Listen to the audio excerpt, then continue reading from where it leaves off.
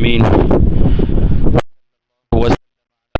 النبي وعلى آله أجمعين أما بعد أعوذ من الشيطان الرجيم بسم الله الرحمن الرحيم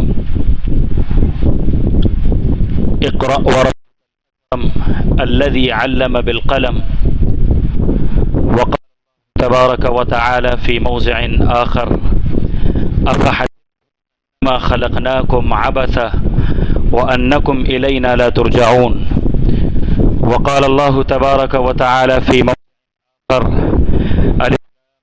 أحسب الناس أن يتركوا أن يقولوا آمنا وهم لا يفتنون.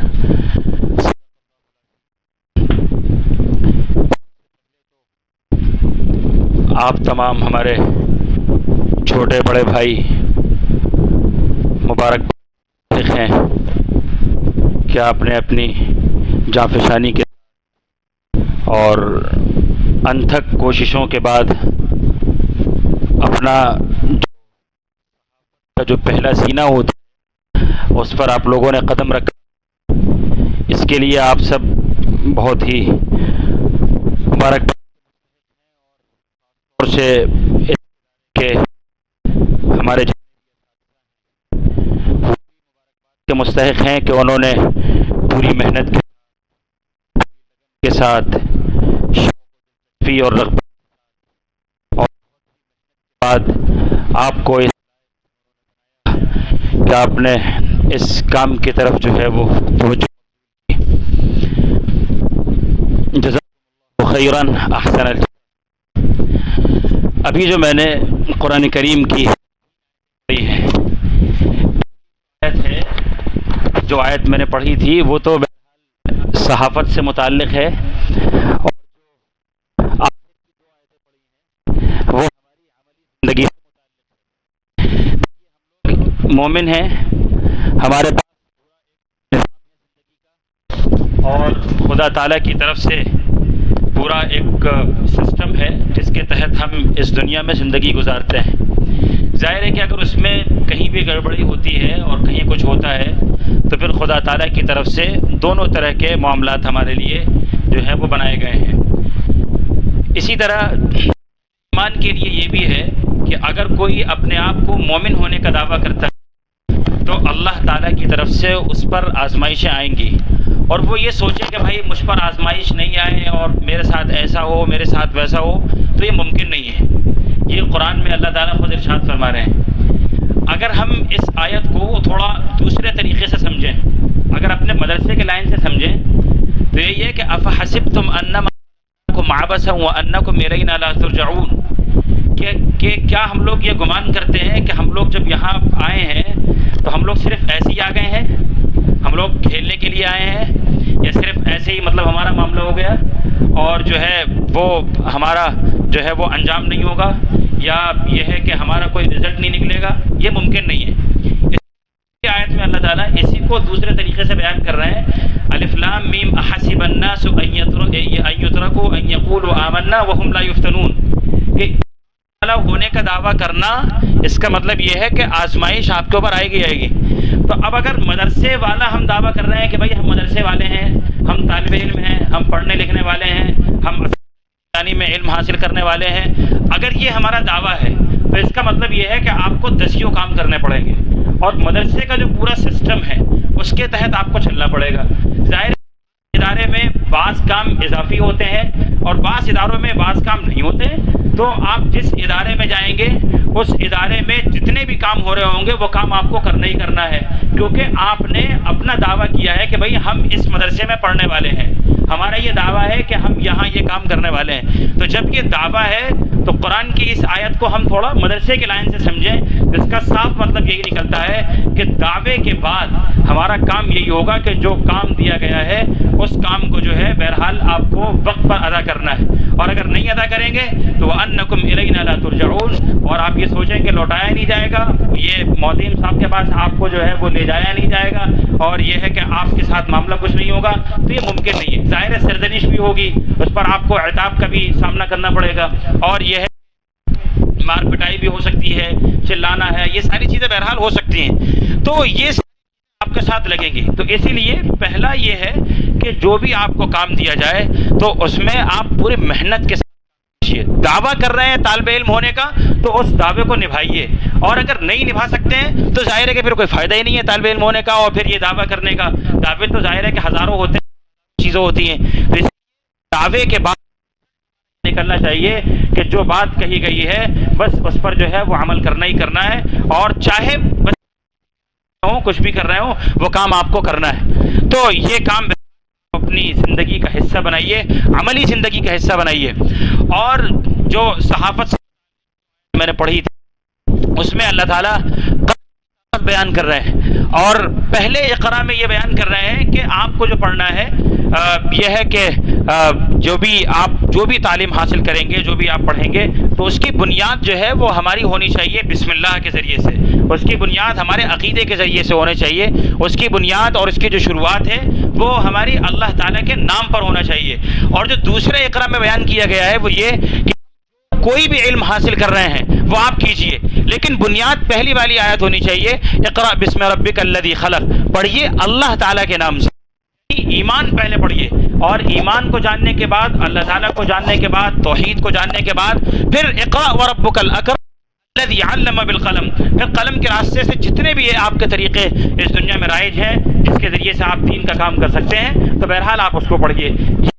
ان آیتوں میں یہ بیان کیا گیا. اسی طرح جب ہم لکھتے ہیں کہ, اور خاص طور سے جو ہمارا جو ندوے کا جو باقاعدہ جداریہ کا جو پورا سسٹم ہے, یہ بہرحال یہ ہماری بنیاد ہے. جداریہ میں اصل میں دیوار کے ہوتے ہیں, ہے نا. تو جداریہ کا مطلب یہ ہے کہ دیوار پر ہم کسی بھی چیز پر لکھ کر کے ایسی چیز کو چسپاں کریں جو ہمارے دلی جذبات ہوں, ذہنی خیالات ہوں, اور بہرحال جو کچھ بھی ہم نے پڑھا ہے اس مطالعے کا نچوڑ ہو. تو بہرحال اس نچوڑ کو بیان کرنا اور پھر اس کا ایک دیوار پہ لگانا چاہیے. اس کو ہم بہرحال جداریہ کہتے ہیں. تو یہ ہماری بنیاد کیسے ہے کہ جب لکھنا یعنی جب شروع کرتے ہیں, جب اس کی جب شروعات کرتے ہیں لکھنے کی, تو ہمیں پتہ نہیں ہوتا ہے کہ کس جملے سے شروعات, کہاں پر ختم کریں, کہاں پر کیا کریں, کہاں پر کیا لگانا ہے, کہاں پر کیا نہیں لگانا ہے, کب کس بات کی شروعات کرنی ہے اور کب کس بات پر مکمل اپنی بات کرنی ہے, یہ بہرحال ہمیں پتہ نہیں ہوتا ہے. تو یہ جداریہ جو ایک مختصر سے جو ایک نوٹ ہوتا ہے, اس میں ہمیں یہی ہوتا ہے کہ ہم اپنے جتنے بھی خیالات ہیں ہمارے, یا پھر جتنے بھی جو ہم نے مطالعہ وغیرہ کیا ہے اس کا نچوڑ, یا پھر جتنا بھی ہم لکھ سکتے ہو اتنا لکھیے. پھر نوٹ کی تیار کر کے دے دیں گے کہ بھائی آپ نے اتنا لکھا, اس کو آپ ختم کر دیجئے, اس میں آپ لے لیجئے, یا پھر اسی حصے پر آپ ٹک لگائیے اور سے پورا فیئر کر کے آئیے. تو بہرحال یہ ہمارا زینہ ہوتا ہے. تو لکھنے کی جب شروعات ہوگی تو یاد رکھیے لکھنے کی شروعات ہمیشہ جو ہے وہ انسان کرتا ہے تو بنیاد سے کرتا ہے. بچے کو آپ نے دیکھا ہے کبھی, میں یہ مثال بہت دیتا ہوں, بچے کو آپ نے دیکھا ہے, چھوٹا جو بچہ ہوتا ہے جو پیدا ہوتا ہے وہ بول نہیں پاتا ہے, لیکن سنتا سب کچھ ہے, سمجھتا بھی سب کچھ ہے, خیالات بھی اس کے ذہن میں, لیکن بول نہیں سکتا. ماں باپ جو کچھ بھی کر رہے ہیں, اس کے خالہ خالو جو بھی کر رہے ہیں, وہ سب ہمارے گھر والے کیا کر رہے ہیں, لیکن بول نہیں سکتا ہے وہ. لیکن یہ بات اس کے ذہن میں ہے, اور یہ ساری چیزیں اس کے ذہن میں جو ہے وہ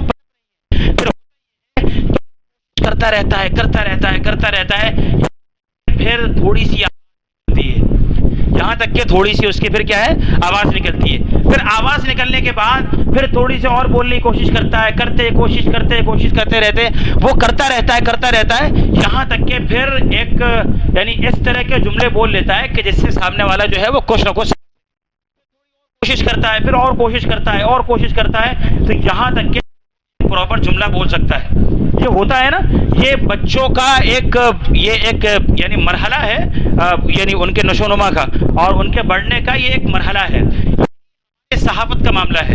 جب ہم لکھنے کی جب شروعات کرتے ہیں تو پتہ نہیں ہوتا ہے کیا نہیں لکھ رہے ہیں, بس لکھ رہے ہیں. لکھنا ہم نے شروع کر دیا, کہاں سے شروع کر رہے ہیں, کہاں سے ختم کر رہے ہیں, یہ ہمیں پتہ نہیں ہے. تو ہم بچوں کی طرح ہے. اب اگر وہ بچہ اس وقت یہ سوچتا کہ ارے یہ پتہ نہیں کیا کہہ رہے ہیں, یہ ہنسیں گے اگر میں کچھ بولوں گا یا میں کچھ وہ کروں گا تو یہ بہت زیادہ وہ ہوں گے, اگر سوچتا تو کیا وہ بچہ بول پاتا؟ ظاہر نہیں بول پاتا. وہ ہمیشہ اپنی بات کو جو ہے وہ دبا کر رکھتا. تو بات اس نے نہیں دبائی اور کسی نہیں کیا, بلکہ کی ہے تو بولتے بولتے اس کو بولنا آ گیا. آپ لکھتے رہیے لکھتے رہیے, لکھتے رہیں گے تو آج 50 غلطیاں آ رہی ہیں, کل 40 غلطیاں آئیں گی, پھر آگے آپ کی 30 غلطیاں آئیں گی, پھر 20, پھر کم ہوتے ہوتے پھر 1 2 3 4 اس طرح کی غلطیاں رہ جائیں گی. تو بہرحال لکھنا اگر کیا ہے کہ ہاں لکھنا ہے ہمیں اور جداریاں نکالنا ہی نکالنا ہے, مضامین وغیرہ ہمیں لکھنا ہے, ارادہ اگر مکمل ہے تو یہ کو کرنا ہے اور ڈیلی بیسس پہ کرنا پڑے گا آپ کو. روز آپ ایک صفحہ لکھیے, اپنے کسی استاد کو, اپنے مینٹور کو چیک کرائیے اور ان کو بتائیے یہ ہم نے لکھا ہے. مجھے نہیں پتا کس طرح لکھا ہے اور میں نے کیا لکھا ہے, لیکن ہاں میرے ذہن میں یہ خیالات چیک کر کے بتائیے. وہ استاد آپ کو جو ہے وہ بہرحال سب بتا دیں گے. تو اگر ارادہ کیا ہے کہ مجھے لکھنا اس کی, اور بہرحال جس طرح آج آپ نے جداریہ نکالا ہے یہ بہت مبارکباد اور بہت زیادہ جو ہے آپ مبارکباد کے مستحق ہیں, لیکن اس کو آپ کنٹینیو کیجئے, اس میں جو ہے وہ کیجئے. جب آپ یہ کریں گے تو انشاءاللہ پھر کامیابی کے جتنے بھی مراحل ہیں وہ آپ طے کرتے چلے جائیں گے. لیکن ظاہر ہے کہ اگر غفلت وغیرہ رہی, ارادہ یہیں جو ہے وہ ہمارا منقطع ہو گیا یا پھر یہی معاملہ خراب ہو گیا, تو ظاہر ہے کہ پھر آگے بڑھنے کے چانسز بہت ختم ہو جائیں گے. اور جب ہمارا دعویٰ ہے کہ ہم پڑھنے والے ہیں, ہم طالب علم ہیں, ہم تو پھر یہ دعویٰ برائے دعویٰ نہیں ہونا چاہیے, برائے نام نہیں ہونا چاہیے, بلکہ اس دعوے کو جو ہے یہ کنٹینیو کیجئے اور اس میں جتنے بھی آپ نکھار پیدا کر سکتے ہیں آپ نکھار پیدا کرنے کی کوشش کیجئے.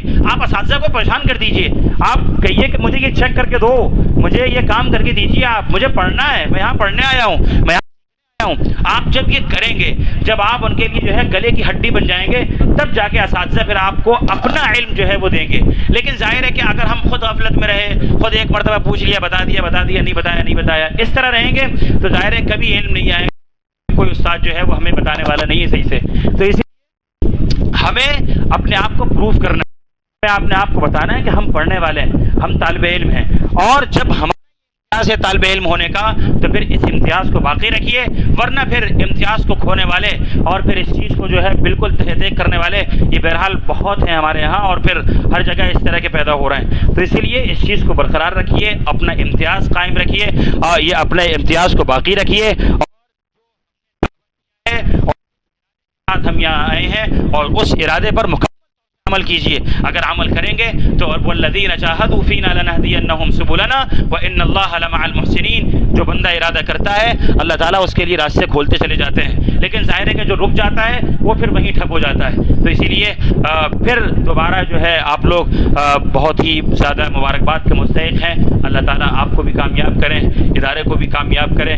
اور ظاہر ہے کہ ہم اس کرنے کے لیے اور ادارے کو جو ہے یعنی اس ادارے کے نام کو اوپر کرنے کے لیے اور اس کا علم اور اس کا لانے کے لیے اور پورے فیروز آباد میں باقاعدہ اس کی افادیت کو ثابت کرنے کے لیے جب ہم کوششیں کریں گے تو بہرحال یہ ہے کہ پھر اس ادارے کا بھی نام ہوگا, آپ کا بھی نام ہوگا, اساتذہ کا بھی نام ہوگا, اور جس سے ہمارا الحاق ہے اور جس کے نصاب تعلیم کو ہم پڑھ رہے ہیں دارالعلوم ندوۃ العلماء, ظاہر ہے کہ اس کا بھی ایک چرچا ہوگا.